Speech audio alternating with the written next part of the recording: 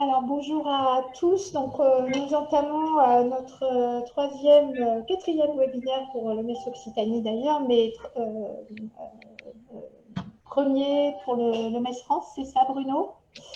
Euh, Euh, oui, puisque voilà. c'était sur l'Occitanie. Donc bonjour à tous et toutes. Et nous sommes sur la convergence France, enfin la confluence, puisque c'est le terme qui existe. On est dans le cadre du Forum social des économies transformatives qui se déroule du 25 juin au 1er juillet. Un programme très riche que vous pourrez découvrir. On va vous mettre les liens. On vous a mis à droite, pour ceux qui nous rejoignent sur le Zoom, un pad où vous pouvez voir un peu l'ordre du jour que nous nous sommes fixés pour cette convergence. Alors, déjà, c'est moi qui vais animer. Je m'appelle Bérénice Bondaine, je suis du Mouvement pour l'économie solidaire, et Bruno Lanier du Mouvement pour l'économie solidaire France. On va finalement un peu vous restituer qu'est-ce qui s'est passé en Occitanie. Euh, et on aimerait bien travailler avec vous sur un sujet qui sont comment on peut mettre en œuvre des territoires solidaires en transition, des écosystèmes territoriaux résilients. On a beaucoup travaillé cet après-midi sur tiers-lieux solidaires et citoyens pour des économies transformatives. Donc, on va vous faire un petit résumé. Je vais peut-être demander à Bruno, qui a un regard extérieur, peut-être de faire un rapide résumé des échanges qu'on a eus tout à l'heure. Euh, et donc, l'idée, c'est peut-être de construire sur cela quelques propositions phares qu'on pourrait porter dans le cadre comment dire, du forum social sur les autres journées.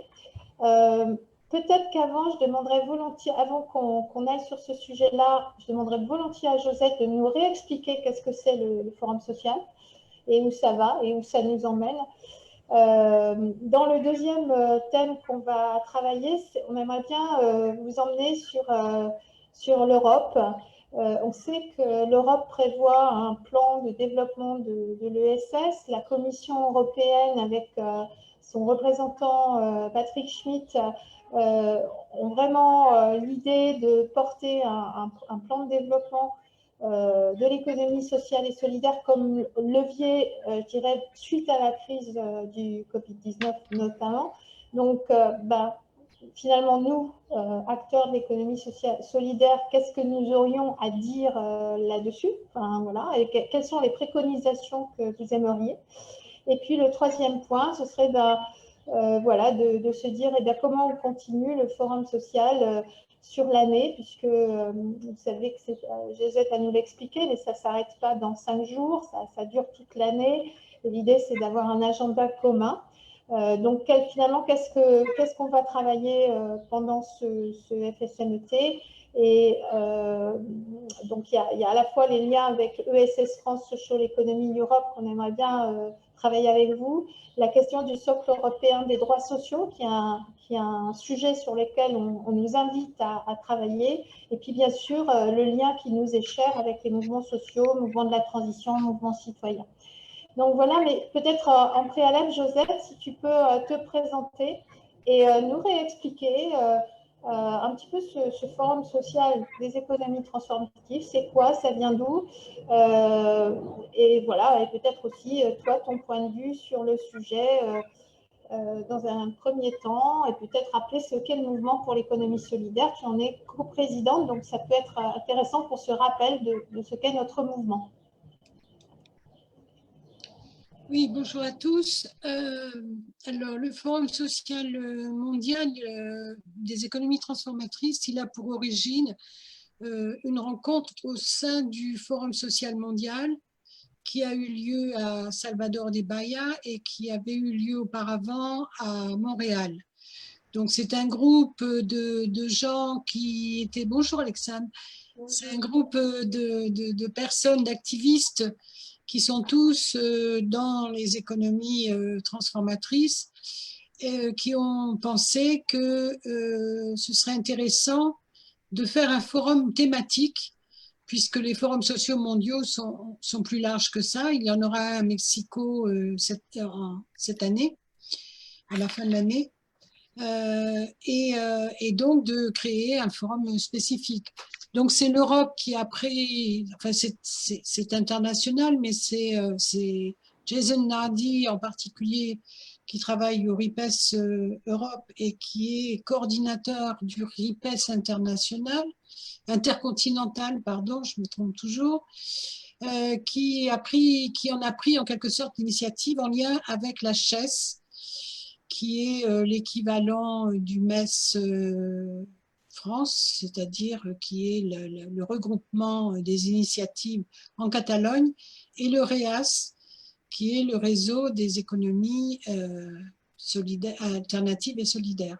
Voilà, ce sont les trois principaux départs auxquels se sont adjoints ensuite un certain nombre d'autres acteurs que vous avez pu voir sur les banderoles que nous avons mis en place pour notre communication.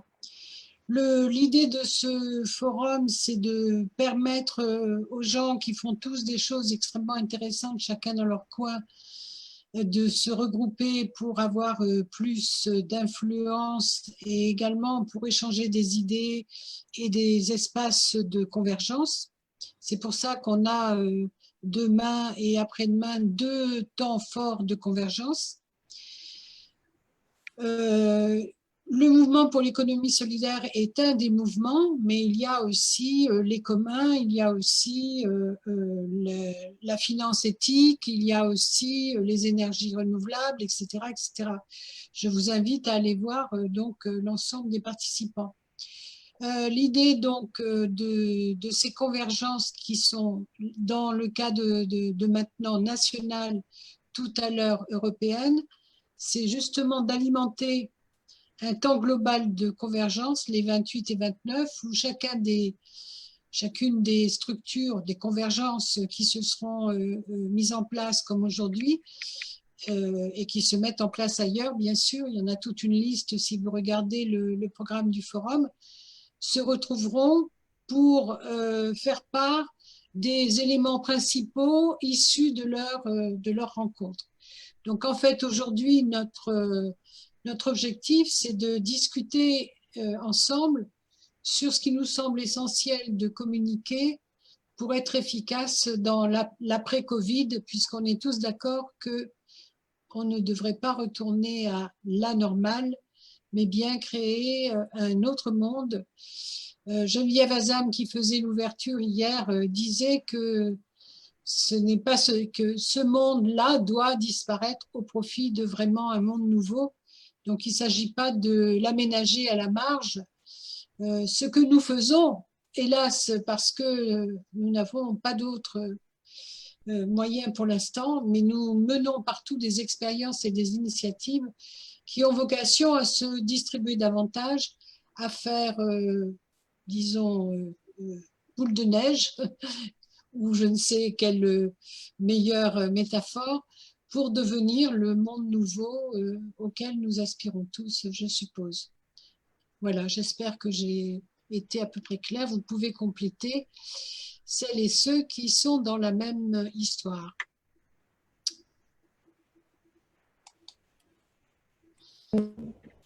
Merci Josette. Simplement, donc je vous mets le lien pour ceux qui ne l'auraient pas eu encore du programme. Oui, Florence, tu as raison, il faut devenir viral. Et d'ailleurs, je vous invite aussi à aller sur Open Viral Space, qui est aussi c'est une convergence très entrecroisée avec le Forum social des économies transformatives. Voilà, j'espère que je ne fais pas trop de bruit, Cédric me le dirait. Donc, vous pouvez trouver sur le site forum.transformadora.org toute la programmation et un petit peu toute la démarche. Donc, voilà, vous avez le cadre. Peut-être, Bruno, avant qu'on s'embarque sur notre déroulé, est-ce que tu peux présenter le mouvement pour l'économie solidaire? Josette a surtout présenté le forum, mais peux-tu faire un petit rapide présentation de ce qu'on fait en ce moment, puis avec un petit retour historique, mais pas trop long. Voilà, pas trop long. Ouais, je vais aller vite sur le mouvement pour l'économie solidaire, puisqu'on en fait pratiquement tous partie. Je pense que Florence, ça doit être Florence de Marsnet, donc elle connaît aussi le MES. Et il n'y a que Michel, dont je ne sais pas qui est Michel, mais je vais donc aller vite là-dessus. Mais j'avais plutôt envie aussi de faire un retour sur ce qui s'est dit à la convergence Occitanie, et du coup de voir comment ça cause dans cette convergence française. Donc, le mouvement pour l'économie solidaire, bien sûr, c'est un mouvement qui est né en 2002 des cendres de l'IRES, de l'Interréseau de l'économie solidaire, qui lui était né suite à l'appel dans le monde en 95-97, et qui s'est donné dès le départ l'objet de promouvoir et de développer une économie basée sur la capacité des gens à s'auto-organiser pour répondre à leurs besoins non ou mal couverts, donc dans une logique vraiment d'initiative citoyenne, citoyenneté économique, et capacité à s'auto-organiser, donc autonomie, etc. Et qui s'est très vite structuré comme un réseau de réseaux, puisqu'en fait, il s'est construit autour de la structuration des réseaux territoriaux de l'économie solidaire, qui étaient plutôt des réseaux régionaux, et de grandes filières thématiques de l'économie solidaire, que ce soit les régies de quartier, Artisans du Monde, la culture éclufisque, etc. Donc ce croisement, il fait que le MES, Mouvement pour l'économie solidaire, est un peu le seul réseau national qui revendique promouvoir l'économie solidaire à l'échelle nationale. Il y a bien sûr d'autres réseaux de l'économie solidaire, mais qui ne se revendiquent pas comme réseau des mouvements de l'économie solidaire, mouvement global sur l'économie solidaire. Et donc aujourd'hui, c'est un mouvement qui essaye de concilier à la fois être au plus près des citoyens et de leur capacité à s'auto-organiser, donc vraiment des initiatives solidaires là où elles se créent, et en même temps d'être un mouvement qui est capable d'interagir avec soit avec des institutions politiques à travers la co-construction de politiques publiques, soit avec d'autres formes institutionnelles, et notamment autour de l'ESS, ou aussi avec tous les mouvements émergents autour de la question de la transition écologique. En ce moment, on travaille, nous, essentiellement sur 4 axes de chantier coopératif, tout ce qui est autour de la notion de plaidoyer. On travaille beaucoup autour sur la notion de comment on amène les initiatives à coopérer ensemble à l'échelle des territoires et à être acteurs de leur territoire, dans une logique d'ouverture et de construction de dynamiques multiparties prenantes, donc en lien avec les collectivités locales, les citoyens et les autres acteurs économiques du territoire. On travaille bien sûr sur tout ce qui est faire reconnaître à part entière la notion de solidarité, d'intérêt général, et donc sur tout ce qui est notion de évaluation de l'utilité sociale, mesure d'impact social, autour de dire ce qui est important là-dedans, c'est vraiment de comment on traduit de nouvelles pratiques basées sur l'intérêt collectif, sur l'intérêt général, sur les communs, dans une approche d'initiative économique. Et puis, le dernier volet, c'est vraiment comment on relie l'initiative du local jusqu'à l'international, et comment on s'inscrit dans une démarche internationale. Alors, c'est intéressant parce que de la confluence qu'on a eue ce matin, juste avant, là, sur l'Occitanie, c'est des éléments qui sont tout de suite ressortis.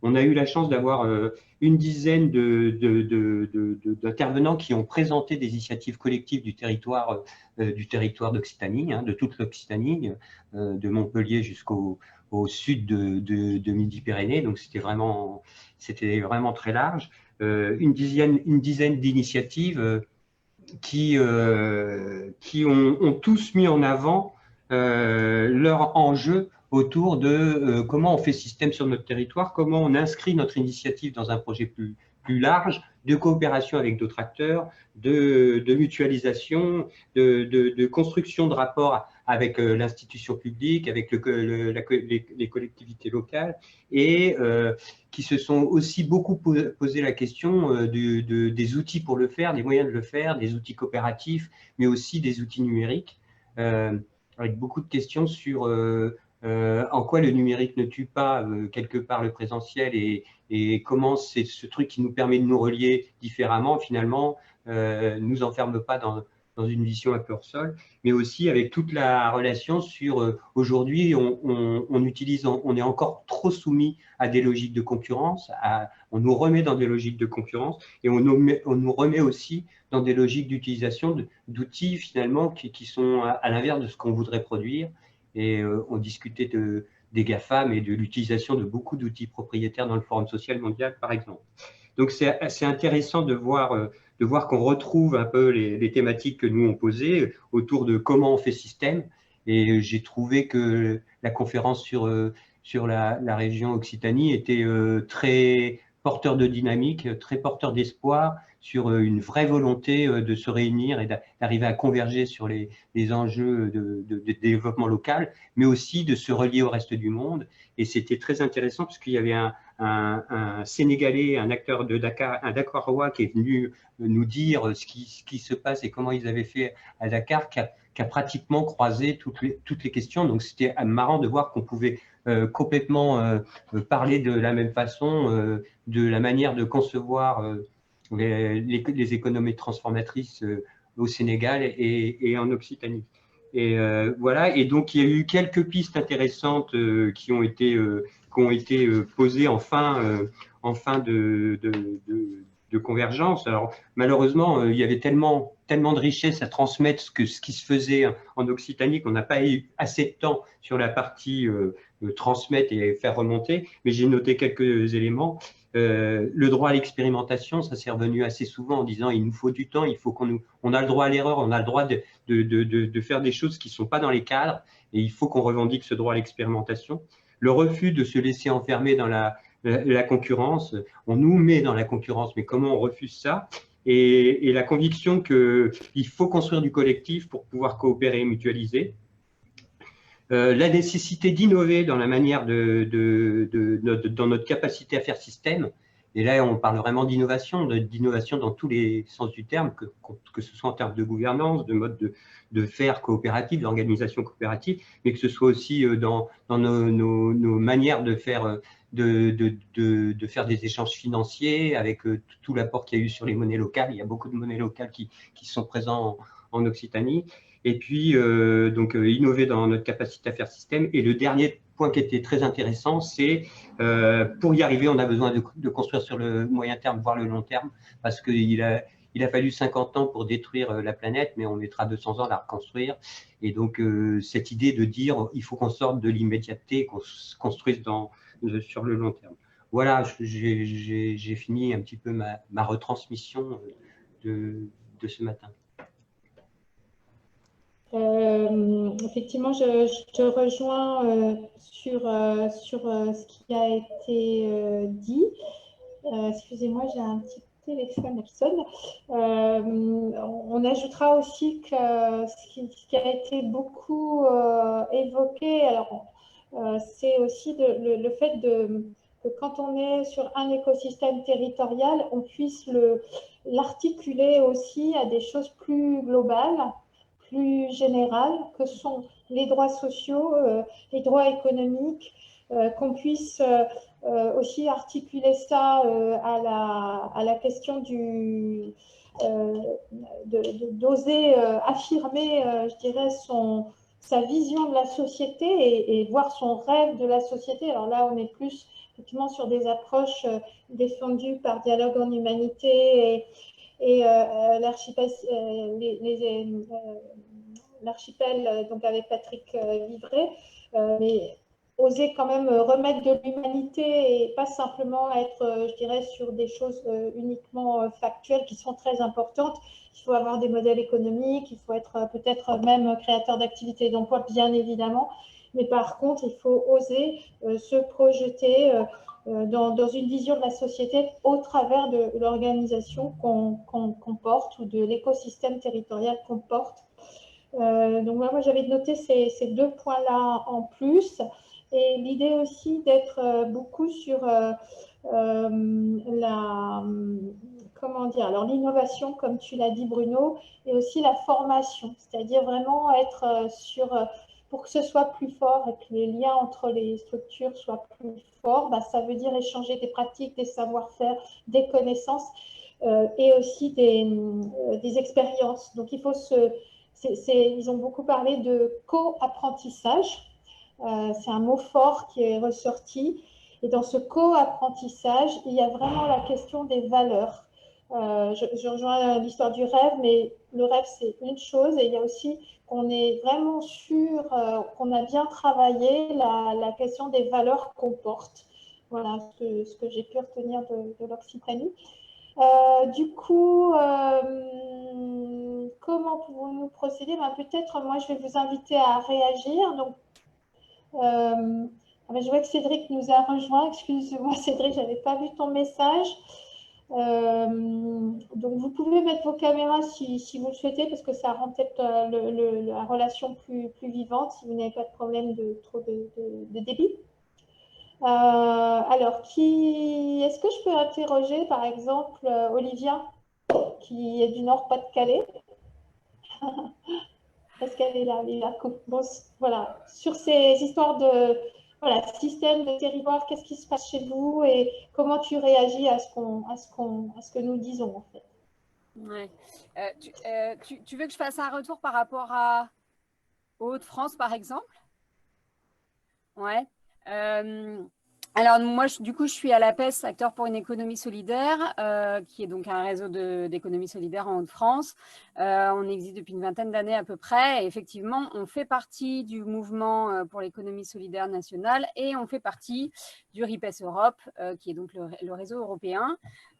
Parce qu'en fait, ça nous semble extrêmement important d'avoir une cohérence d'action à toutes les échelles de territoire. Du très très local de la vie de quartier par exemple aux instances européennes, voire plus si affinité. Déjà pour la première, on est tous convaincus de ça, pour la première raison qui est que en gros plus on sera nombreux à faire poids et à porter un message commun, et plus on a des chances de faire bouger les lignes, d'être visible, d'être légitimé. Donc pour nous ça nous paraît essentiel de travailler la cohérence entre toutes ces instances. Du coup, après, sur les échelles de territoire, la complexité, je pense, elle est plutôt dans un réseau national comme le MES, par exemple, c'est de dire comment on fait converger des enjeux de territoire qui ne sont pas forcément les mêmes. Certains sont les mêmes, certains ne sont pas, parce qu'on n'a pas les mêmes bases historiques ou culturelles, parce que ce qui s'est déployé en termes d'économie sociale et solidaire en Hauts-de-France n'a peut-être rien à voir avec ce qui s'est déployé en Occitanie il y a 50, 60, 70 ans. Ça ne veut pas dire qu'il n'y a pas des choses qu'on peut travailler en commun, et c'est extrêmement important de les avoir en tête, mais pour autant ne pas mettre de côté tout ce qui est vision territoriale, enjeux territoriaux qui se travaillent bien évidemment avec les collectivités, avec un maximum d'instances différentes, quoi. Donc voilà, en mêlant, pour nous c'est indispensable dans la manière dont on travaille sur les territoires, d'essayer de mêler les positionnements et les visions de société des acteurs publics, des acteurs privés, des acteurs de l'économie un peu plus classique, j'aurais tendance à dire, parce que tout ce qui fonctionne comme ça, c'est un écosystème, et du coup, si on est déconnecté de cet écosystème, on n'avance pas, et nous, on n'avance pas, et la société évolue pas, quoi. Voilà. Je ne sais pas si j'ai donné quelques billes assez concrètes. Est-ce que tu peux donner quelques exemples concrets, peut-être, au travers de ta région? Ouais, tu parles d'exemples d'animation territoriale? Oui, d'écosystèmes territoriaux qui seraient intéressants à pointer, que tu as vu soit sur le champ de l'alimentation, soit sur les monnaies citoyennes, soit sur d'autres aspects vraiment territoriales, sur un bassin de vie ou... Sur un bassin de vie, ouais. Alors nous, ce qui est intéressant là, alors on est un territoire un peu particulier, les Hauts-de-France, dans le côté, on va dire, culturel, en termes de melting pot culturel, puisqu'on est quand même une terre de migration. Donc il y a ça qui rentre en jeu. Et on est aussi un territoire qui a été extrêmement en souffrance économique pendant longtemps. Et on a beaucoup de bassins de territoire qui vivent dans une précarité, voire une grande précarité. Et du coup, il y a un exemple qui est assez intéressant. On a plusieurs exemples de territoires en reconversion qui, du coup, ont travaillé sur l'histoire de leur territoire. Je pense par exemple au bassin minier.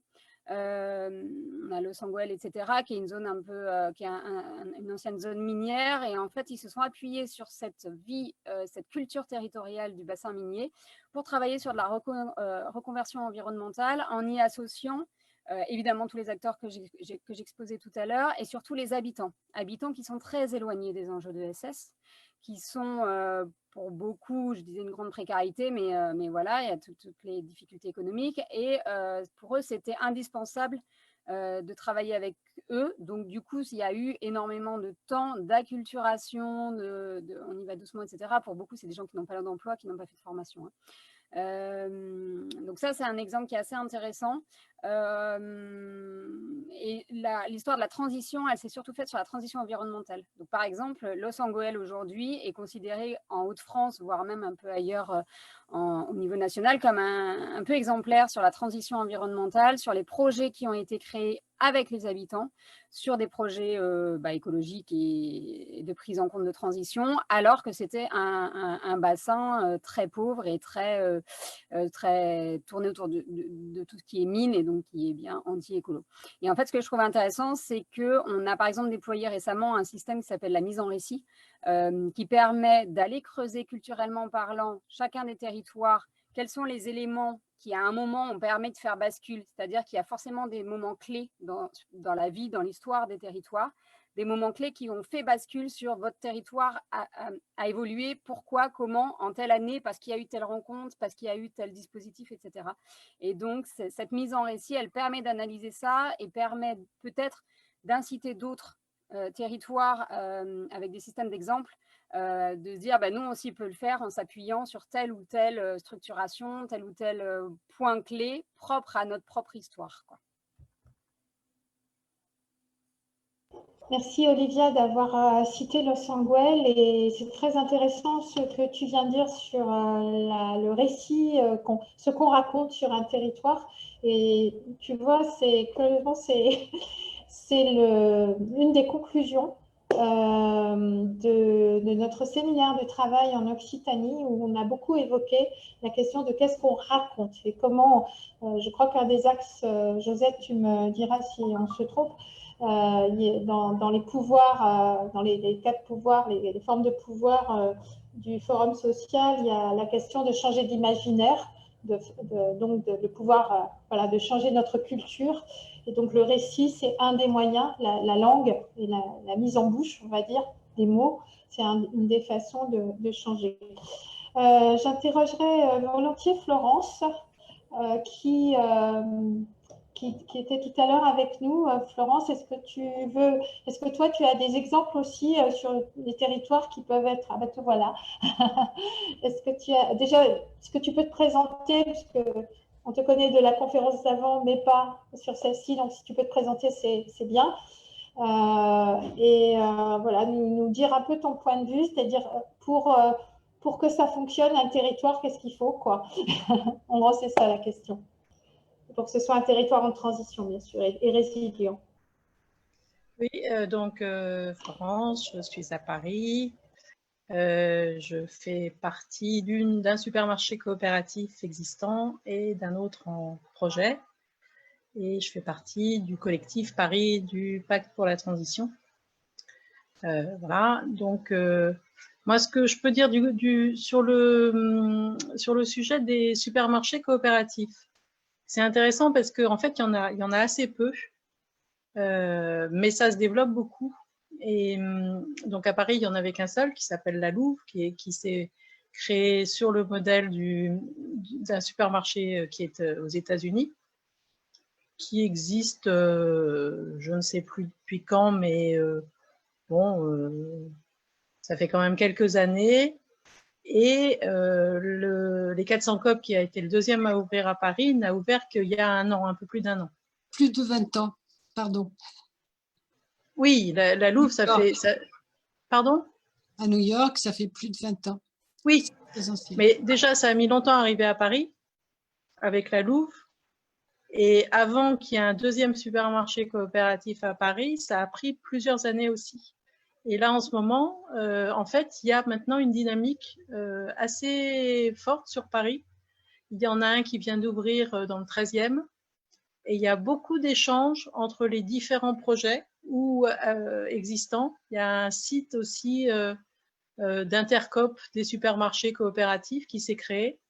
où les gens échangent sur les difficultés qu'ils ont eues. Alors, il y a des choses très pratiques sur comment on met du vrac en place, les problèmes, des problèmes réglementaires, des problèmes de comment faire travailler ensemble les coopérateurs, enfin plein de questions très pratiques. Et alors ce qu'on note, bon, déjà il faut quand même adhérer à une espèce de charte de comment on veut fonctionner et pourquoi on fait un supermarché coopératif, ce qui est quand même aussi important. Et à partir de ça, il y a vraiment des échanges qui se créent et maintenant il y a des échanges entre supermarchés de partout en France. Et au 400 COP, donc celui qui existe dans le 11e, enfin, je sais pas, moi je suis dans le 20e, mais c'est juste à la limite, du coup je me souviens jamais quel est l'arrondissement. Il y a des gens régulièrement qui viennent voir comment ça se passe pour prendre de l'expérience. Voilà.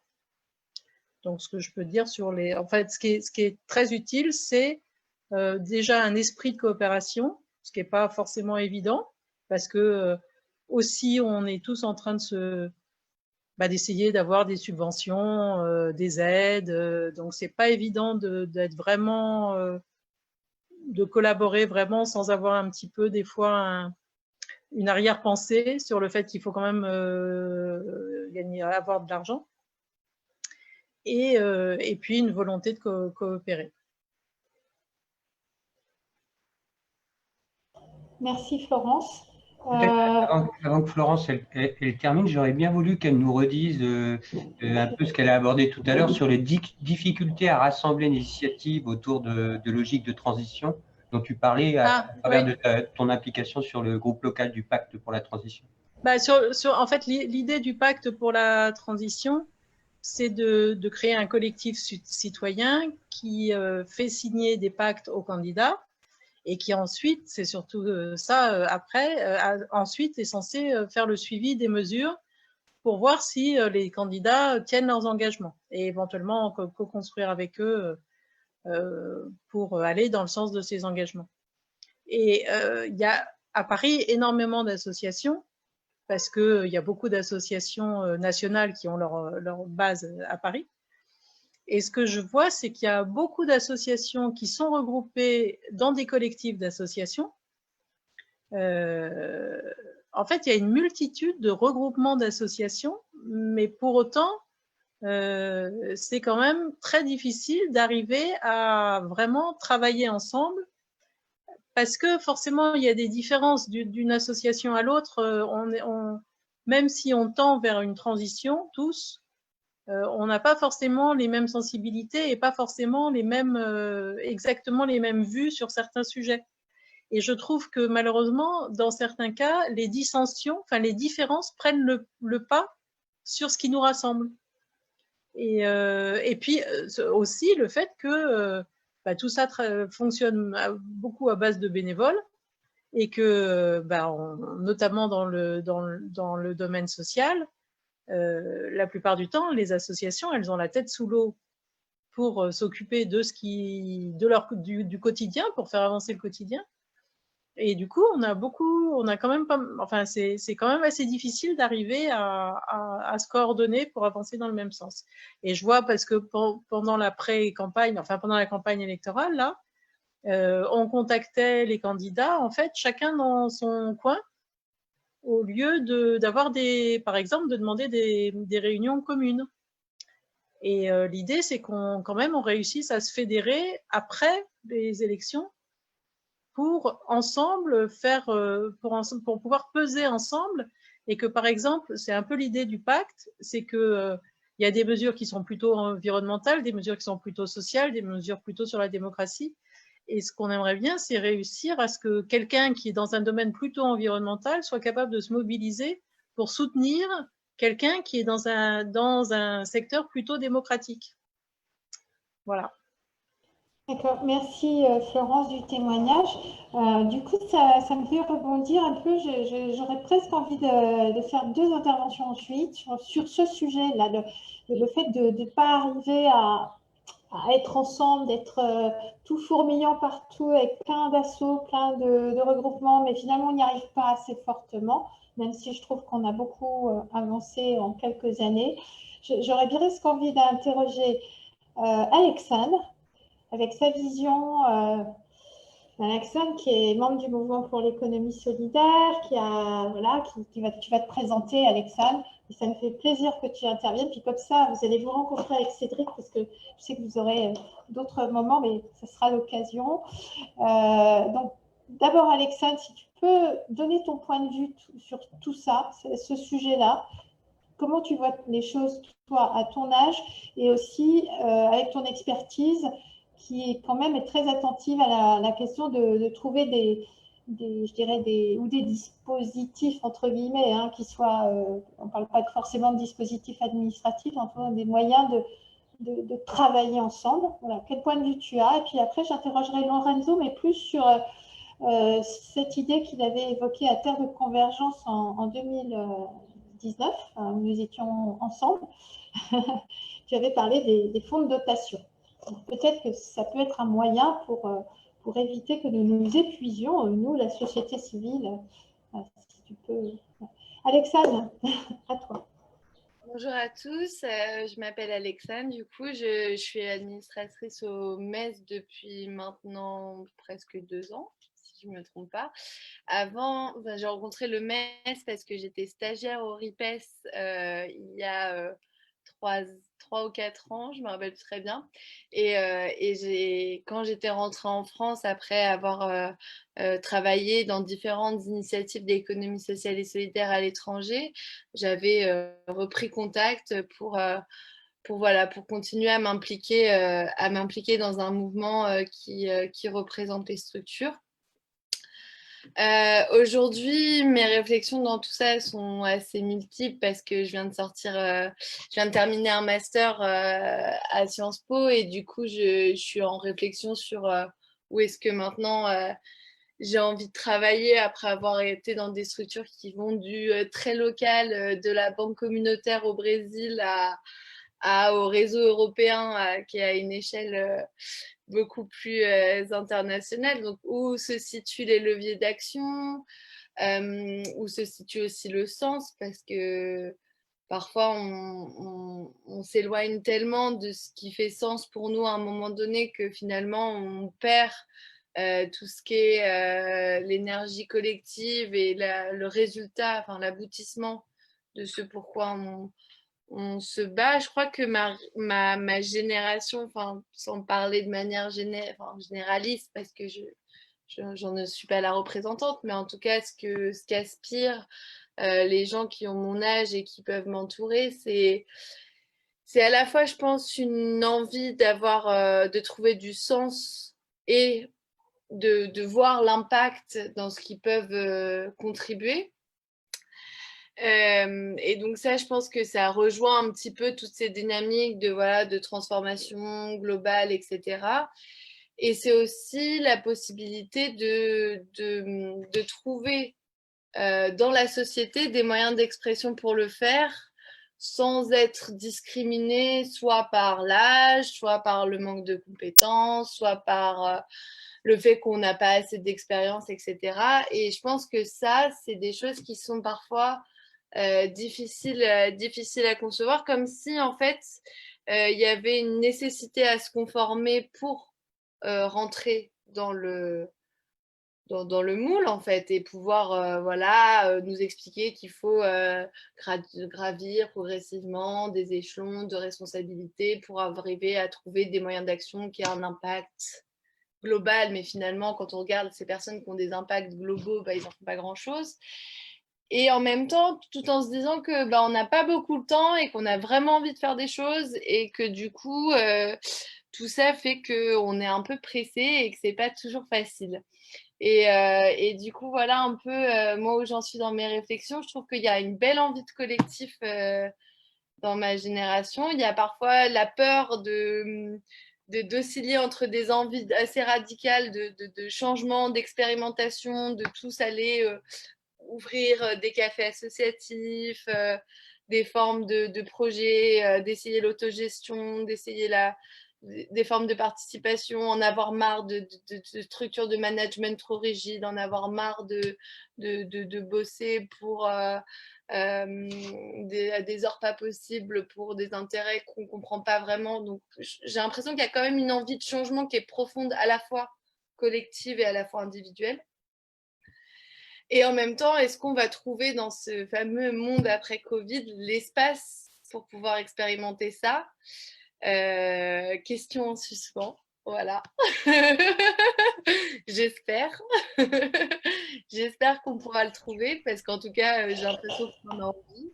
Et j'ai l'impression qu'il y a beaucoup de choses à faire et que justement, que cette jeunesse qu'on a qualifiée souvent de trop connectée, pas assez en prise avec les enjeux, elle est quand même, comme le montrent des figures comme Greta Thunberg ou d'autres, assez à la pointe et assez lucide sur ce qu'on est en train de faire. Et voilà, et j'espère qu'elle trouvera les moyens de son expression et de ses ambitions pour participer à ces économies transformatrices.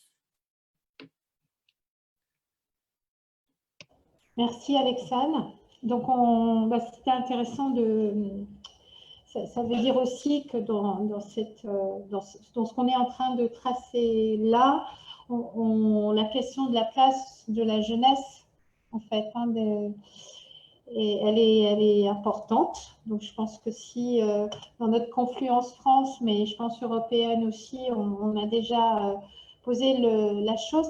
Je me dis, Lorenzo, est-ce que tu accepterais que Cédric intervienne après? Parce que je sais qu'il a sur la question de la jeunesse, je crois, Cédric, tu animes quelque chose pendant le FSMET. Est-ce que tu peux nous dire finalement, toi, ton point de vue et pourquoi la jeunesse, c'est important dans l'économie solidaire, dans cette idée de... voilà. Et toi, comment tu vois le fonctionnement d'un réseau, d'un territoire?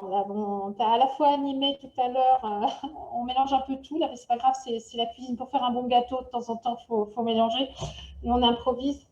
Voilà, tu as animé la conférence Occitanie, tu connais bien l'Occitanie puisque jusqu'à présent tu y es présent et tu vas animer un webinaire avec pas mal de jeunes du monde entier. Du coup, j'ai un peu envie de te demander ton point de vue.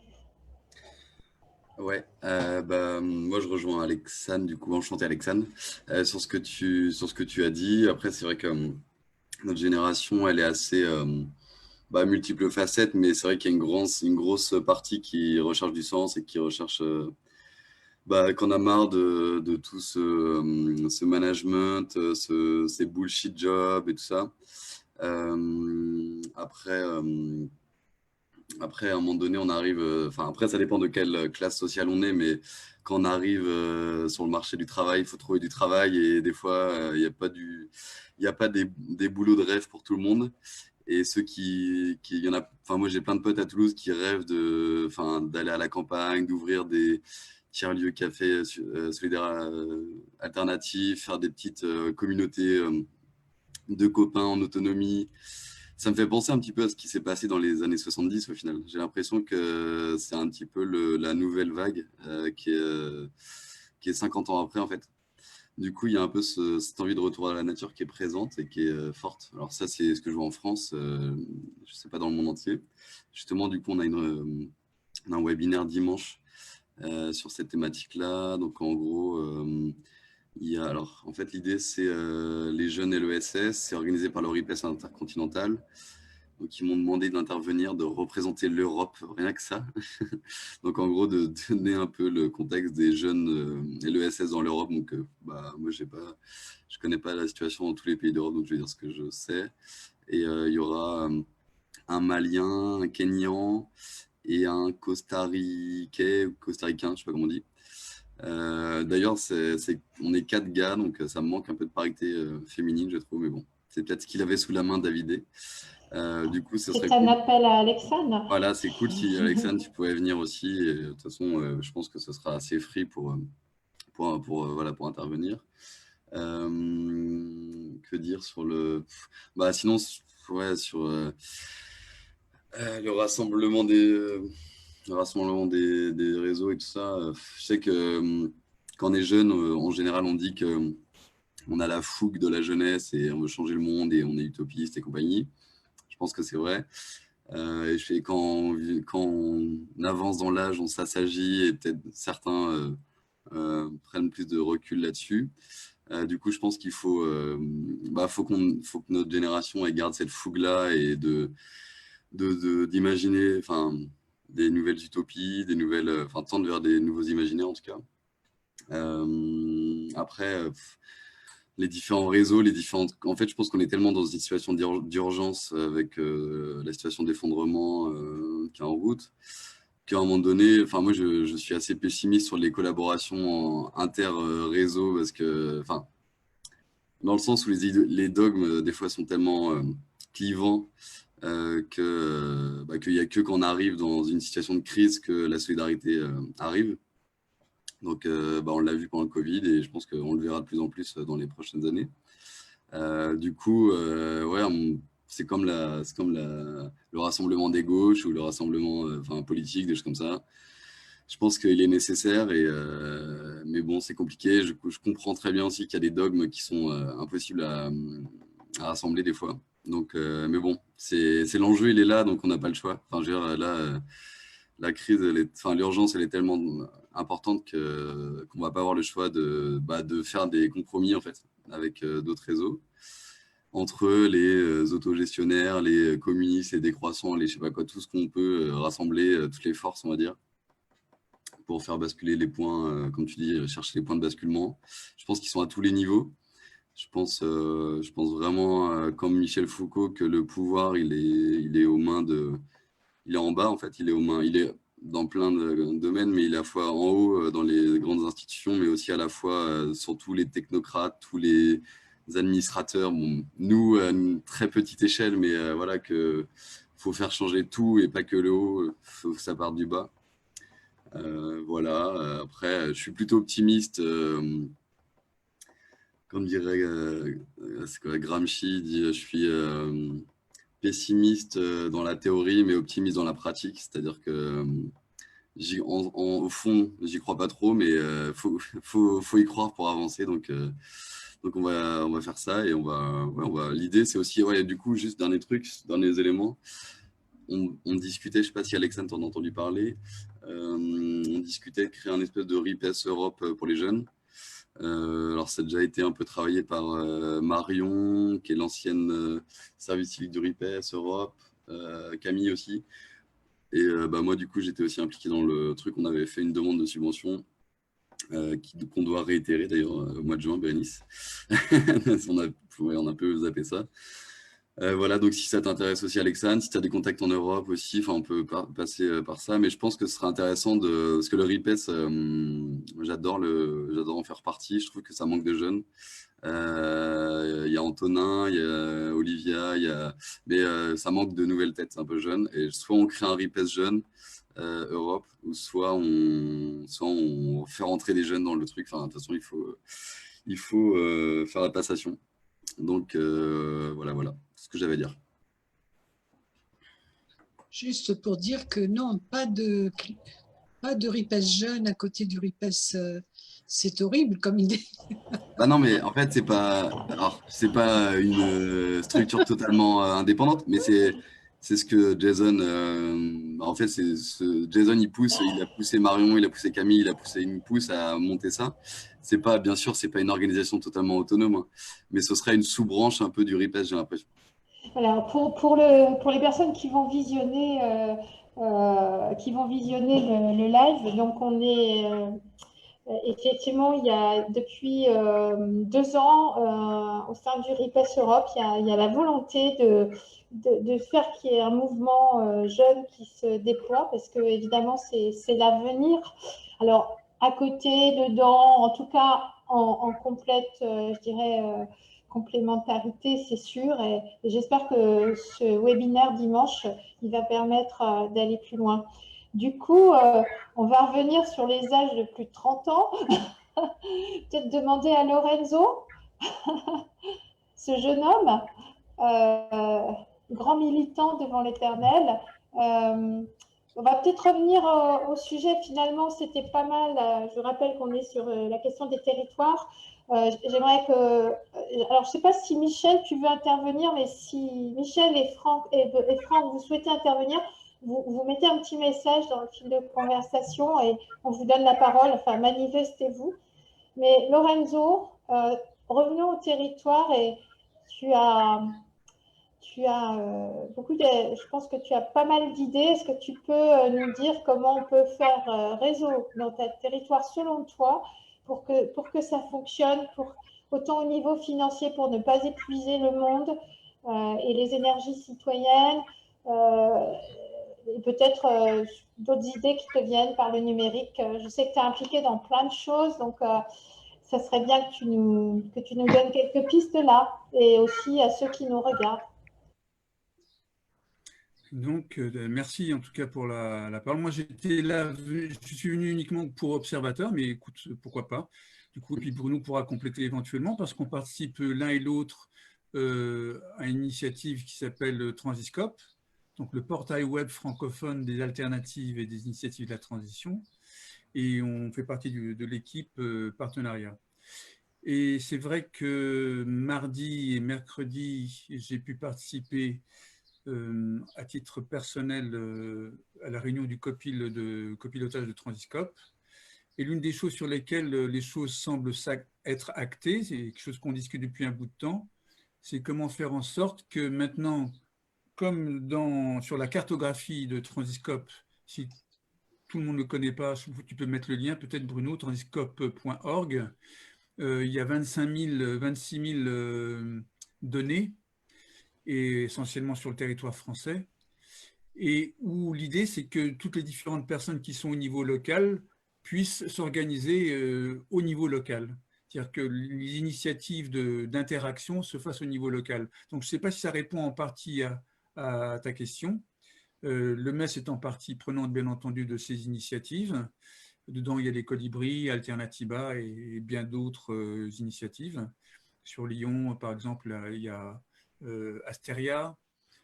Prochainement à Paris, peut-être qu'il y aura aussi… Non, pardon, Lyon, c'est Anciela.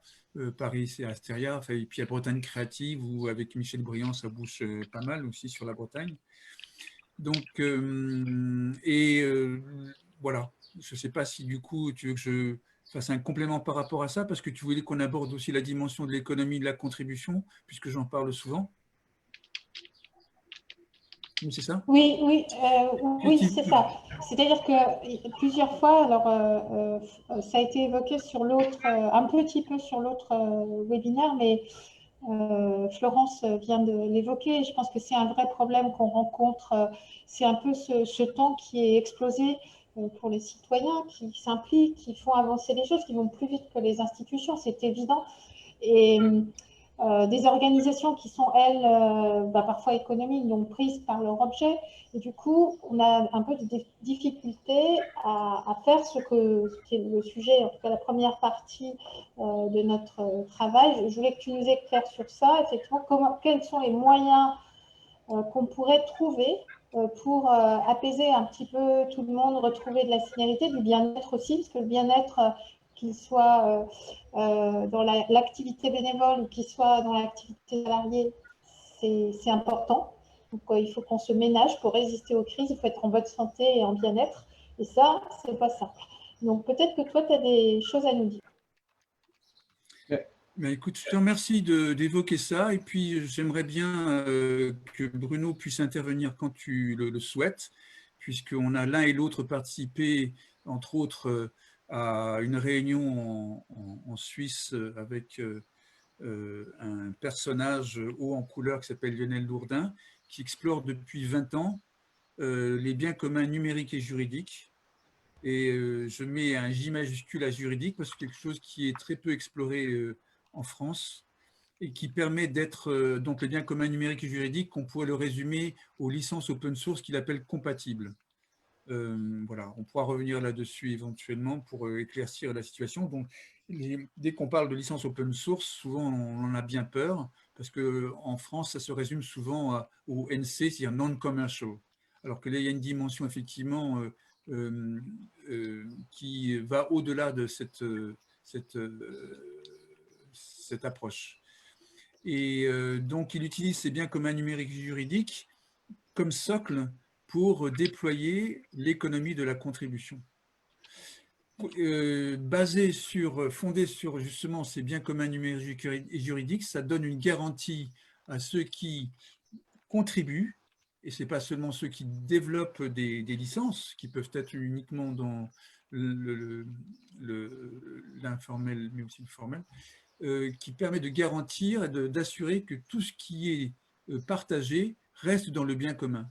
La dimension du commun, alors je suis arrivé là en cours de conversation, je suis arrivé à 16h30, donc du coup, 16h30, pardon, 15h30. Donc je n'ai pas participé à tout ce que vous avez déjà évoqué, mais la dimension des communs, je ne sais pas si vous l'aviez abordé, mais c'est quelque chose qui doit être l'intention phare, on pourrait dire, de toutes nos démarches. Sans cela, on fera toujours du bricolage. À ce stade-là, Bruno, tu veux peut-être rajouter quelque chose? Oui, moi je voudrais dire que cette réflexion qu'on a eue et cette rencontre qu'on a eue avec Lionel Lourdin autour de cette question comment on pourrait utiliser les fondations suisses comme un outil qui permette de mettre en lien à la fois l'idée de construire des communs. Alors là, on est sur des communs numériques, mais ça pourrait être n'importe quel autre commun. On pourrait être sur un commun de souveraineté alimentaire, peu importe. Mais en tout cas, de mettre en lien une logique de commun et donc là, pour le coup, commun numérique et un nouveau modèle économique basé sur l'économie de la contribution. Ce qui est intéressant, donc cette rencontre-là, on l'a eu dans le cadre d'un projet qui s'appelle le Transiscope. Et en soi, le Transiscope, on parle toujours de la carte, mais finalement, la carte, ce n'est que le résultat d'une démarche qui est beaucoup plus intéressante que le résultat. Et c'est le résultat d'une démarche coopérative. Et donc, pour revenir sur le Transiscope, je rappellerai juste que le Transiscope n'a pas d'existence juridique et que c'est en fait une mise en commun de réseaux qui avaient en propriété, qui étaient propriétaires, alors propriétaires entre guillemets, mais qui détenaient des sources de données, des cartographies, qui avaient envie de pouvoir les agréger, de les mettre en commun, et qui pour ça se sont mis en coopération avec d'autres personnes qui n'ont pas de sources de données, mais qui ont un savoir à développer, des outils numériques qui pourraient permettre cette agrégation. Donc, on est parti sur l'idée de réunir à la fois des ressources, des ressources en termes de données numériques, du savoir-faire, des compétences savoir-faire, des reconnaissances immatérielles qui sont la reconnaissance de réseaux, les Colibri, Alternativa, le MES, qui apportent leur identité et leur rapport symbolique de ce qu'ils portent en termes d'idées de société, etc. Et de mettre tout ça en commun avec l'idée que ce qui nous importe à nous, c'est comment on avance de manière coopérative en changeant nos pratiques. Et donc, du coup, au début, on a construit avec très peu de choses, très peu d'argent, avec très peu de moyens, quelque chose qui a révolutionné les outils numériques, puisque personne ne savait faire le Transiscope avant, et personne ne savait avoir sur une seule carte 26 000 initiatives de la transition en France en l'espace de même pas 2 ans. Donc, c'est une révolution, c'est une innovation technologique, mais qui est surtout le fruit d'une manière de faire de la coopération. Et donc, dans notre modèle économique, dans le modèle socio-économique qu'on porte à travers cette question de la coopération, c'est qu'on ne veut surtout pas rentrer dans une logique à la fois d'institutionnalisation, d'enfermement dans une entité juridique qui deviendrait une finalité à elle toute seule. On reste sur l'idée que, en fait, ce qui nous intéresse, c'est ce qu'on met en commun, et pas de construire une nouvelle entité commune, mais vraiment de construire un espace d'échange et pas une entité juridique.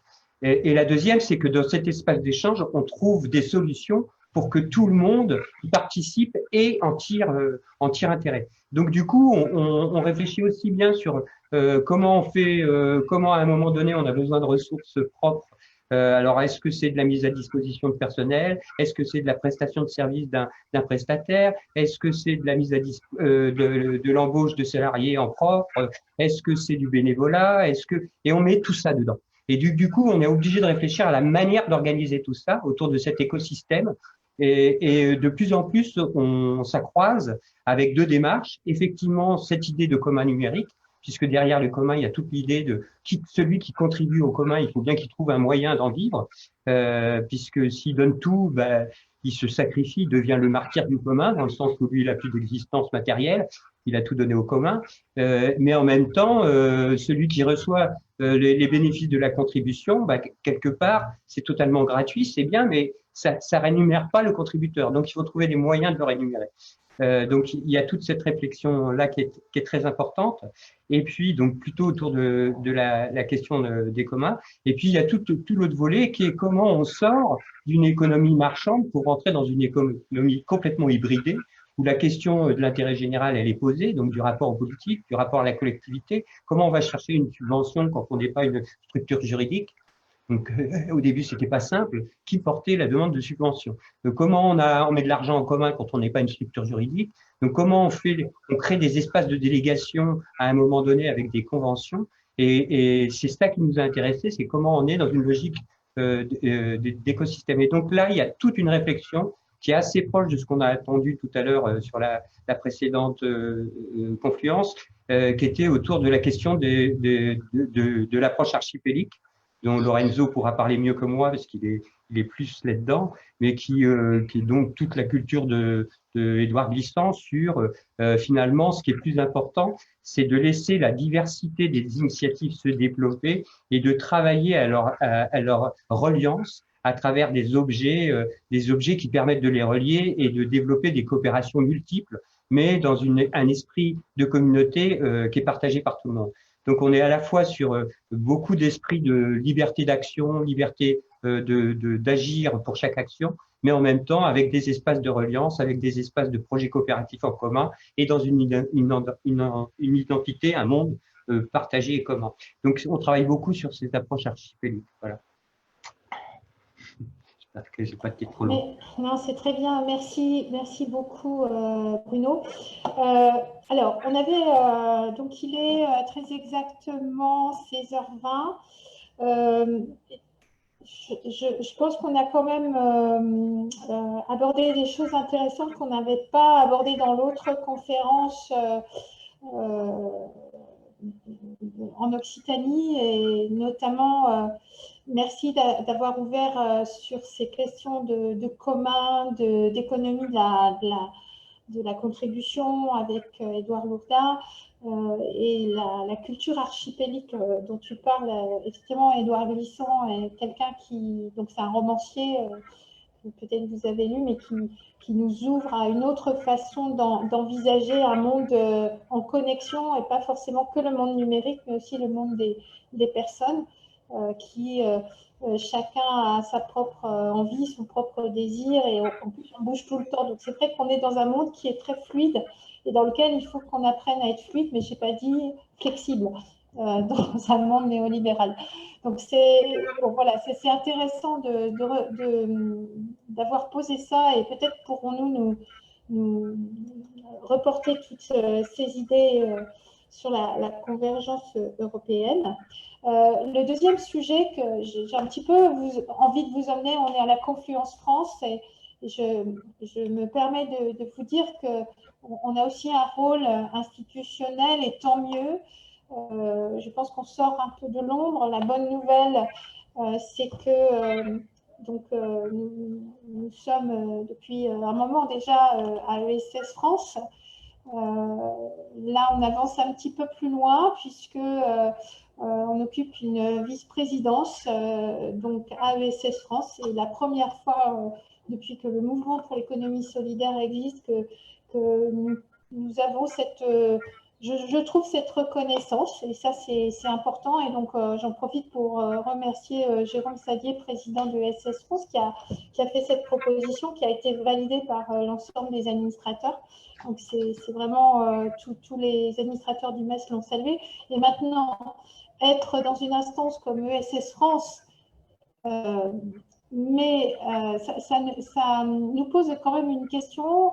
Donc je vais vous emmener un peu vers l'Europe. C'était le deuxième sujet que je voulais qu'on apporte de ce point de vue, c'était de se dire, ben voilà, le mouvement pour l'économie solidaire et toutes ces initiatives que nous représentons, qui sont Alors, des petites ou des grosses initiatives, mais majoritairement des petites organisations associatives ou coopératives ou des collectifs citoyens. Finalement, qu'est-ce que nous avons à défendre ensemble? Et j'en profite, alors autant au niveau national qu'au niveau européen. Je pense qu'on peut passer du national, on va faire un gap sur l'Europe, puisque l'Europe, depuis donc il y a un mois, Patrick Schmitt, qui est à la Commission européenne, qui est un élu luxembourgeois de mémoire, a proposé qu'il y ait un plan de développement USS qui serait un peu un levier pour affronter, je dirais, la crise, les crises, mais en tout cas un vrai levier dans le monde européen.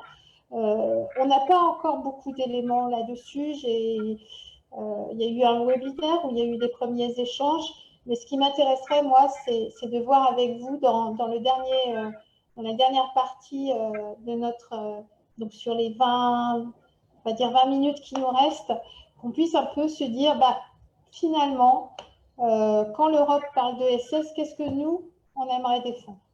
Donc, voilà, c'est pour nous un premier point, un premier pas, je veux dire. L'Europe impacte beaucoup tout ce que nous faisons. Alors, elle impacte la citoyenneté, elle impacte les AMAP, elle impacte l'agriculture, elle impacte tout ce qu'on essaie de faire ensemble.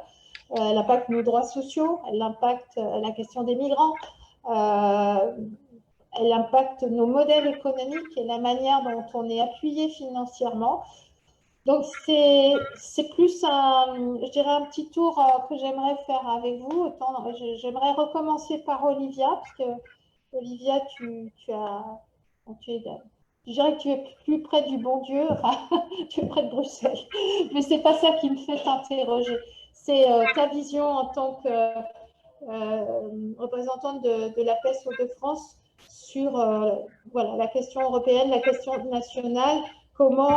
Qu'est-ce qu'on doit défendre, nous, mouvement pour l'économie solidaire, selon toi?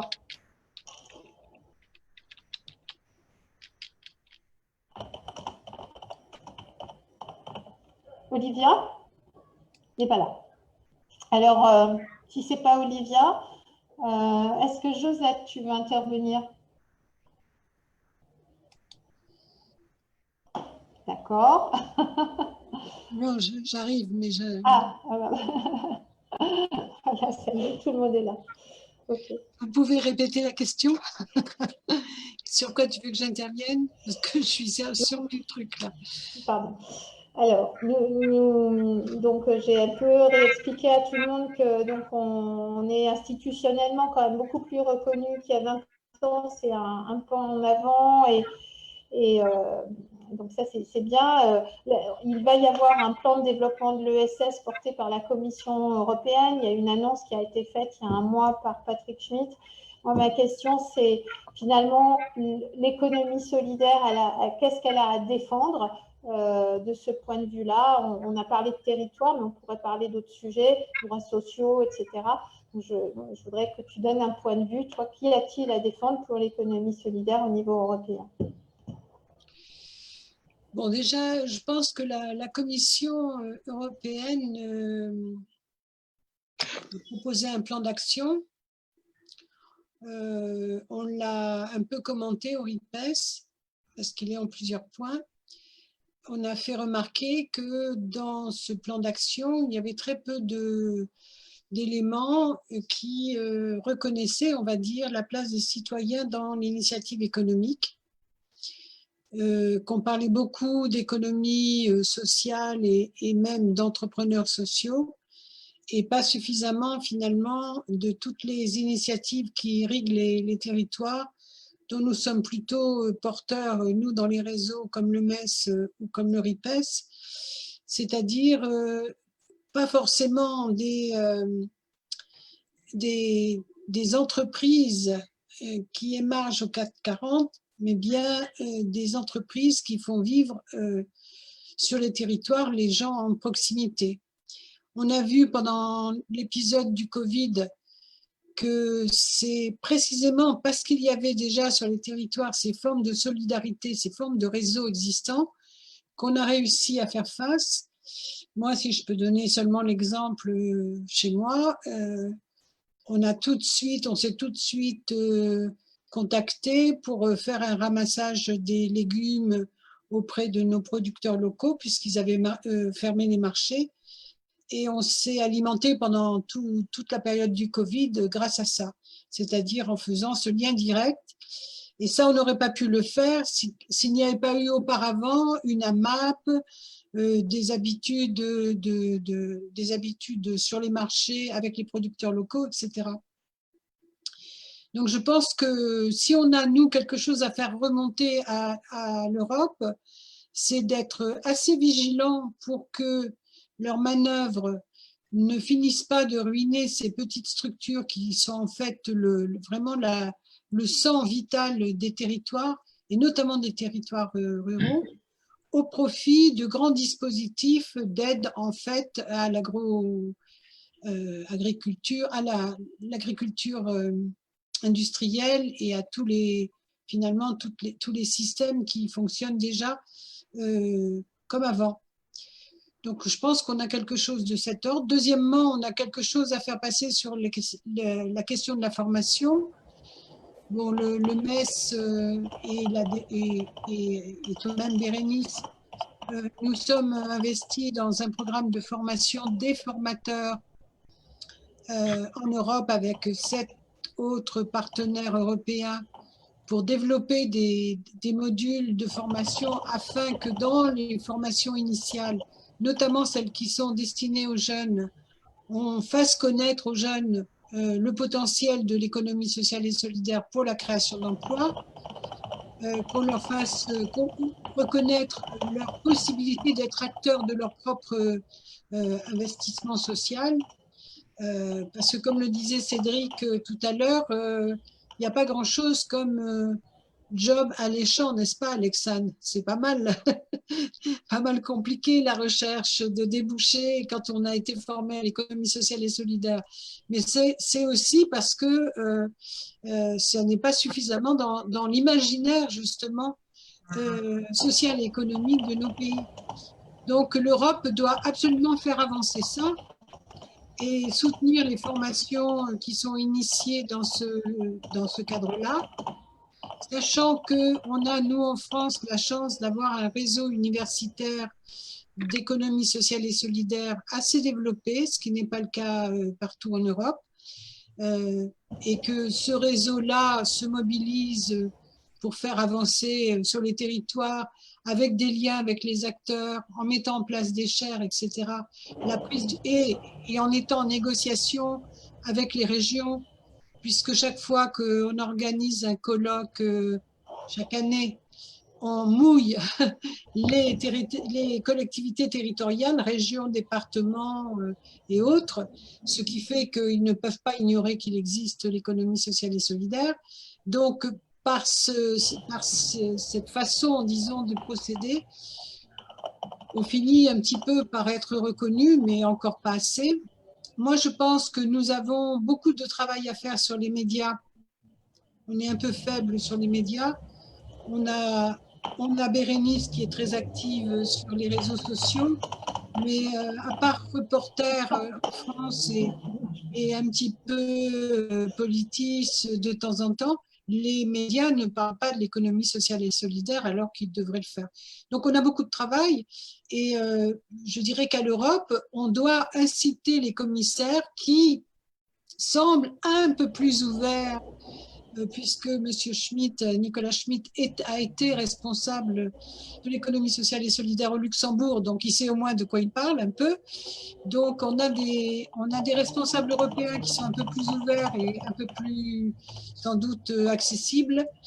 Donc je pense qu'on a un vrai travail à faire et merci à Bérénice et Bruno de tout le travail qu'ils ont fait pour enfin qu'on soit reconnu au moins à ESS France, qui est une bonne marche-pied pour aller vers l'Europe. Voilà. Alors, je vais passer la parole à Bruno et je crois que Lorenzo, tu auras certainement un lien à faire. Je pense que je vais faire le lien. Donc, du coup, Lorenzo, il pourra reprendre. Je vais vous quitter tout de suite. Je vous remercie à tous. Prenez soin de vous. À bientôt sur d'autres ondes. D'accord. Sur la question des politiques publiques, il me semble qu'au niveau européen, pour l'instant, on est assez frileux sur notre manière alors on le porte au niveau des pays, mais pas au niveau de l'Europe, sur notre manière de s'inscrire dans une logique de co-construction avec les politiques publiques. Et je pense que sur cette question-là, on doit pouvoir se servir de notre expérience française pour agir plus en convergence avec les forces qui maintenant sont dans la co-construction. C'est comme en France, on sait que les rapports ils sont difficiles. ESS France, c'est pas l'État, et ce que pense ESS France, par exemple, ce n'est pas ce que pense ITIE. ITIE représente sa politique à lui, et on voit bien qu'il y a de la distance et que c'est pas facile. Il n'empêche qu'on a réussi, nous en France, à s'inscrire dans un rapport institutionnel qui fait qu'à travers ESS France, on participe au Conseil supérieur de l'ESS, mais on pourrait aussi participer à d'autres instances. Je pense par exemple au Conseil, comment il s'appelle, au Haut Comité à la transition écologique. On n'a pas les moyens et les forces aujourd'hui d'y être, mais on pourrait à terme être là-dedans.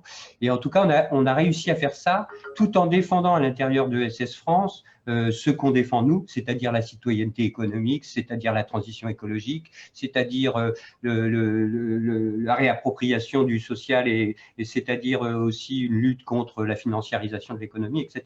On arrive à le faire avec dans un pouvoir difficile, de relations difficiles, on n'est pas toujours entendu, ou ce qu'on porte n'est pas toujours repris, mais en tout cas, on est tout à fait légitime à le porter et on arrive des fois à convaincre les gens autour de nous. Je pense qu'aujourd'hui, ce travail-là, il pourrait être mené en Europe, qu'à travers notre position au sein de ESS France, on pourrait renforcer notre capacité à intégrer Social Economy Europe.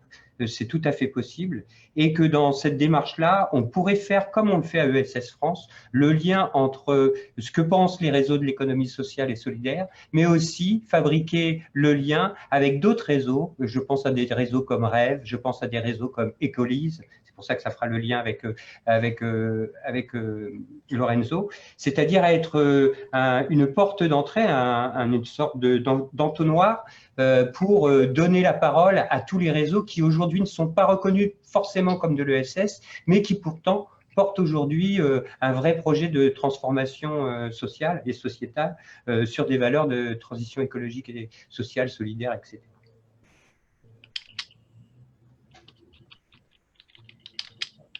Merci Bruno de cet éclairage. Alors, cela dit, dans ce que j'entends, dans ce que tu dis, c'est effectivement intégrer des instances, mais bien pour faire remonter ce qui se passe dans les territoires et être, enfin, ne pas, enfin, comme le disait Josette, faire entendre la voix des petites structures qui font un peu qui font plein de choses, les petites abeilles des territoires qui créent plein d'innovations avec une société civile hyper mobilisée. Je rappelle juste, le mouvement associatif aimerait que je le dise certainement, mais c'est 25% de la population française qui est bénévole et 25% également de la société européenne. Donc en fait, la société civile, c'est énorme. Elle est impliquée, alors pas que dans l'économie solidaire. Nous, on est une partie de ce qu'on appelle l'économie sociale et solidaire, qui est évidemment avec des gros réseaux et des grandes structures, etc. Pour autant, donc là, juste pour qu'on sache de quoi on parle, l'économie sociale, elle a des vertus aussi structurantes. Je pense aux mutuelles notamment, qui sont des outils intéressants. Je pense à certaines grandes coopératives avec lesquelles on travaille et qui sont intéressantes, je pense, avec lesquelles on peut peut-être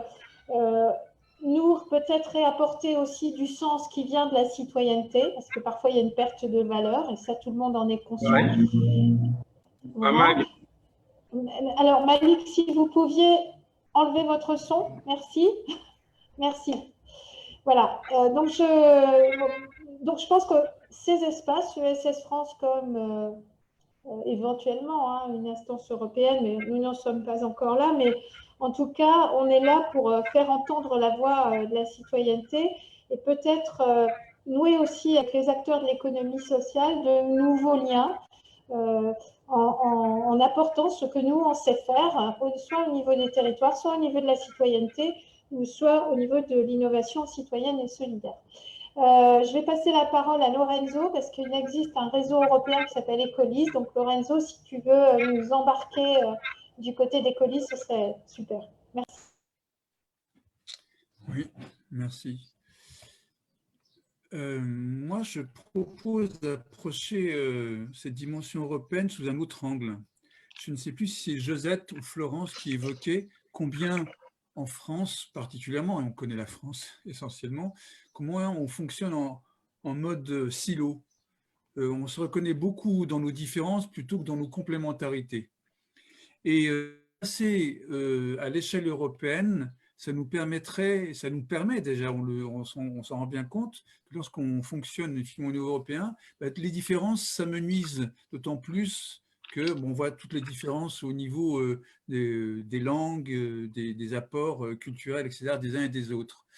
Et c'est vrai que là, depuis récemment, grâce à Transiscope et puis aussi au MES par le biais de Bruno et d'autres personnes, on a pu s'approcher, enfin on a pu trouver des connexions et des liens avec Ecolis, qui est le réseau, enfin je le résume de cette façon-là, mais vous verrez j'ai mis le lien de leur stratégie, alors elle est en anglais, je pense qu'on peut la retrouver également en français, qui est le réseau des réseaux citoyens, avec une approche de la transition plus au niveau climatique, mais également social, et où Ecolis est très peu connu sur le territoire français, voire même francophone. Et grâce récemment, suite à l'Assemblée générale qui a eu lieu au printemps, le collectif pour une transition citoyenne, qui rassemble plus de 26 structures françaises, ont rejoint Ecolis. Donc là, on est au tout début. On peut espérer effectivement que les choses vont être beaucoup plus opérationnelles. Oui, je devrais rappeler peut-être qu'Ecolis, c'est 40 structures en France, dont le Global Eco-Village Network, donc les éco-villages, on va dire, très peu connus en France, sinon à travers les oasis du mouvement des colibris. Et puis aussi le Transition Network, qui se résume souvent, que l'on connaît, pas qui se résume, mais que l'on connaît à travers Rob Hopkins, du mouvement des villes en transition, et de nombreuses initiatives collectives autour de la permaculture, mais aussi de l'ESS. Et de ce fait, simplement de pouvoir trouver des liens et de mettre en relation ces initiatives à la fois au niveau du territoire français et au niveau européen vont permettre d'enrichir énormément, à notre avis, tout ce que l'on peut mettre en place. Ça, c'est la première dimension. Donc, sortir, dirais-je, de notre approche franco-française et dans un mode souvent en silo. L'autre chose également, c'est qu'ils ont cette capacité d'être beaucoup plus en relation avec le niveau européen, au niveau des financements. Et là, en France, on a très peu d'expertise par rapport à ça. Et eux, ils ont carrément une cellule, mais d'ailleurs, ils ont même un bureau en Belgique. Et je pense que les différentes organisations en France pourraient en profiter. Je ne sais pas si tu voulais que j'insiste sur d'autres choses, Bruno ou Bérénice, par rapport à Ecolis. Non, mais je pense que Ecolis fait partie des réseaux qui participent à l'organisation du Forum social mondial économique, du Forum social des économies transformatrices. Et ça, c'est plutôt une bonne chance. Moi, je pense qu'aujourd'hui, entre InCommons et tous les mouvements des communs, entre les gens d'Ecolis et l'ESS et l'économie solidaire, oh, il y a du bruit, et l'économie solidaire, on aurait moyen de profiter de cette dynamique pour renforcer nos coopérations et renforcer notre vision commune. Moi, je pense qu'il y a beaucoup de choses qui se croisent et que c'est beaucoup un besoin de dépeler parce qu'on ne vient pas des mêmes mondes, on ne vient pas de la même sémantique, mais on a tout à gagner à se rapprocher de ces gens-là et à converger. Merci, merci Bruno. Donc, il est 42. Alors, déjà, on est plus nombreux. C'est très chouette. Donc, nous avons Malik. Et alors, tout à l'heure, j'avais lu le prénom, mais j'ai un petit peu oublié une autre personne qui s'appelle Evans, qui nous a rejoint. Et c'est le Maroc et le Maroc et le Sénégal, hein, si j'ai bien compris. Donc, merci à vous d'être là. Et Uto nous a rejoint de Terre de Convergence.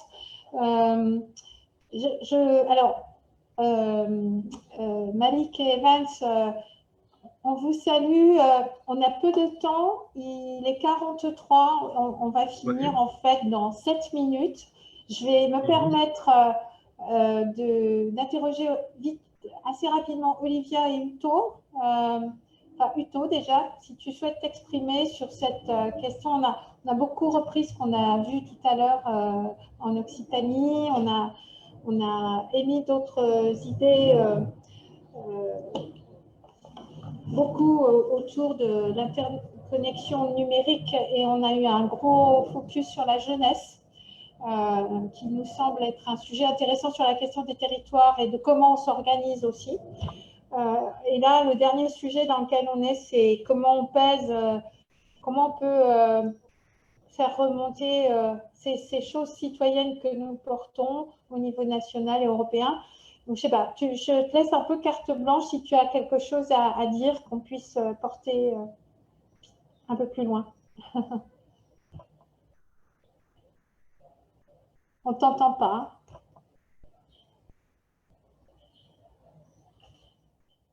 Uto ?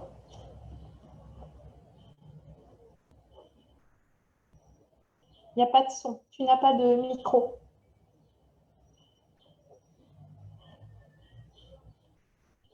Il n'y a pas de son. Ça va mieux ?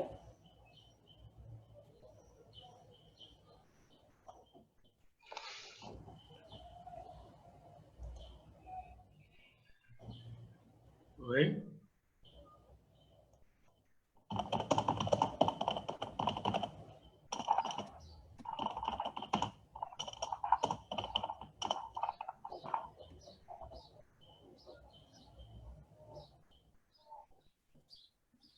Donc, visiblement,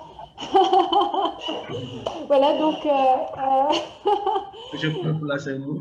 Oui, bien sûr. Alors, ok, Malik, je t'en prie.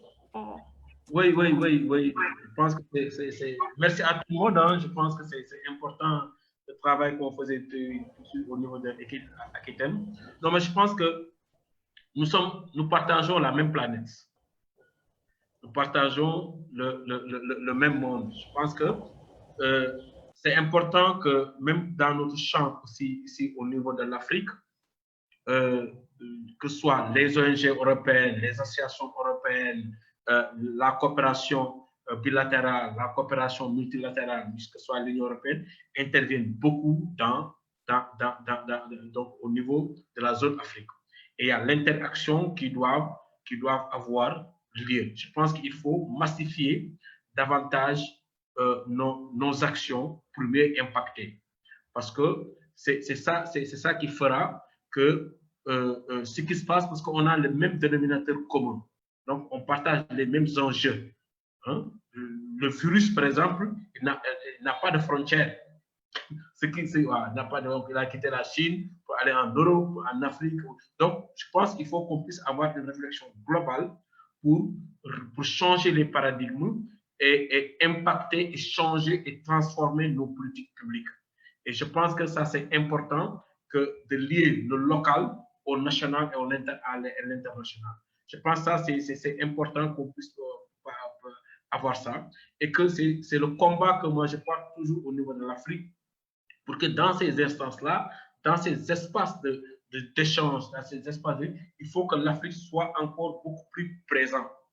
Hein, soit encore beaucoup plus présent, à remonter toutes les dynamiques communautaires, toutes les dynamiques citoyennes, hein, toutes les dynamiques sociales, toutes les dynamiques de solidarité, hein, qui est bien ancrée dans la pratique, dans notre sociologie.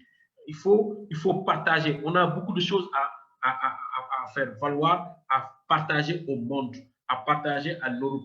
je pense que c'est important qu'on puisse aussi mieux, et ça s'adresse à nous, c'est notre responsabilité, nous, en tant que leader africain, donc associatif africain, à remonter et à faire remonter ces éléments-là. Je pense que c'est important que ces espaces devraient beaucoup plus donner aussi d'espace ou bien de possibilités aux dynamiques portées par les Africains où ils pouvaient faire partage. Et ça, c'est notre responsabilité. Alors, merci Malik. Uto, est-ce que le son est rétabli? Et Bruno, est-ce que tu as coupé le son à Uto ou pas? Là, je me suis déconnecté, reconnecté. Donc. Ah, super. Donc, Uto, alors, on est vraiment à la fin et je suis un peu désolée pour ceux qui n'ont pas pu intervenir. Mais ça serait bien que tu nous dises un dernier mot avant qu'on se quitte. Déjà que merci qu'il y ait des gens qui réfléchissent à ça et qui se posent ces questions. Parce que moi, là, ce qui me vient, c'est ce que j'ai vécu hier. On était au conseil d'administration du réseau national des ressourceries, dont je suis vice-président. Et du coup, il va y avoir une communication pour les 20 ans du réseau. Et c'est vrai que maintenant, c'est un peu quotidien. À chaque conseil d'administration, on a des propositions de multinationales pour bosser avec nous. Et on sent même pour nous manger, on a révélé que le secteur du réemploi solidaire crée de l'emploi. Ils ont vu qu'on menait des plaidoyers au niveau national. Et bon, je pense que notre avenir est compté si on ne sait pas bien se positionner. Et là, on a absolument besoin du coup du mouvement de l'économie sociale et solidaire pour nous apporter des indicateurs sociaux, environnementaux, parce que là, c'est les gens qui sont un peu de l'ancienne économie, mais qui comprennent, qu'ils œuvrent pour ça, et c'est principalement des associations. Et on est en manque de compétences sur ça. Donc, c'est vrai pour apparaître au niveau national et voilà, peut-être de faire pas du parrainage, mais de l'accompagnement de structures qui le souhaitent à affirmer ce côté ESS. Parce qu'on ne sait pas faire, parce que, bon, moi j'ai creusé un peu et c'est pour ça que je l'amène aussi dans ça. Ils s'y retrouvent complètement, mais c'est un peu nouveau pour eux et c'est vrai qu'on doit aller plus vite que réinventer, réfléchir. On doit avoir des solutions assez concrètes directement. Donc voilà, c'est en ça former les acteurs, et si les acteurs, à chaque fois qui remportent des choses avec les collectivités, et ben, ils s'affirment de cette ESS aussi, c'est une façon de la faire apparaître, qu'on s'en revendique. Ouais, c'est ce qui me vient.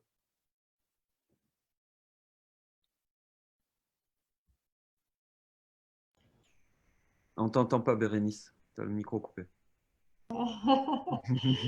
C'est sûr.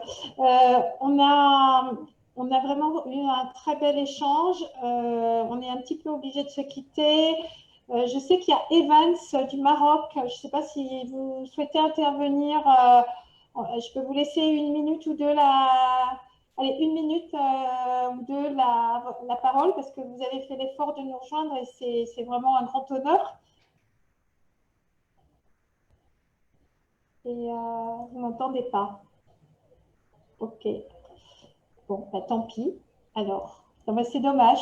Dans tout cas, je voulais tous vous remercier. On va continuer. Vous nous avez vraiment donné une matière assez chouette, quoi. Et bien sûr, le travail se continue avec vous. Donc, n'hésitez pas à nous contacter, Bruno ou moi, ou Olivia, ou Alexandre, ou Josette. On est assez, Cédric.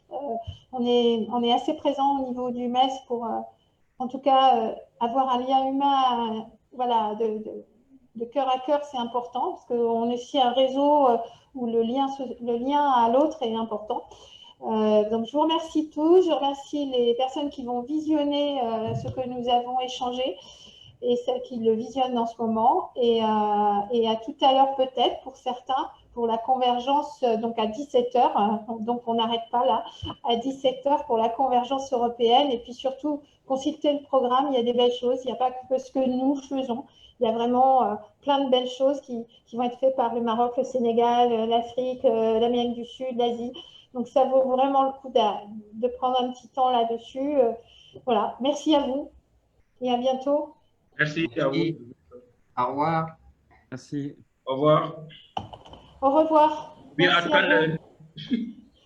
Voilà, au revoir Evans du Maroc, avec qui on n'a pas pu échanger. Merci Olivia.